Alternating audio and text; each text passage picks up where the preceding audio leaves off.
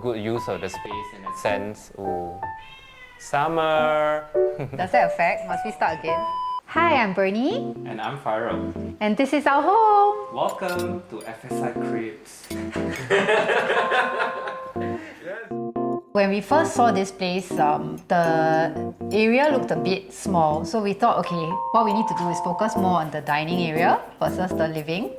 And so we sort of made the living area slightly smaller, accommodate like a bigger table for the dining area. But the issue was, if we had something that was like permanent, right, then it would make the place very claustrophobic. So that was when we decided to do the table where you can, where it's movable. So when we're just having dinner as a family, it's just for 4. But then when you pull it all the way out, it's like 8 or 10 persons. So that for us was very important.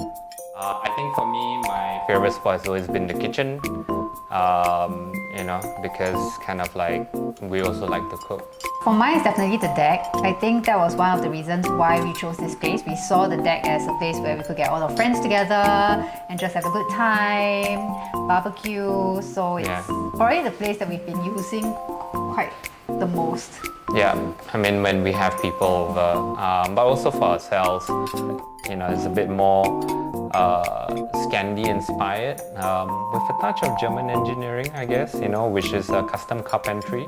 And then of course we've got our master bedroom on the right hand side, in which we wanted to continue it being quite modern, and we adopted some of the lines that we have from the first floor, the carpentry onto the second floor. The wood is also something that kept and maintained.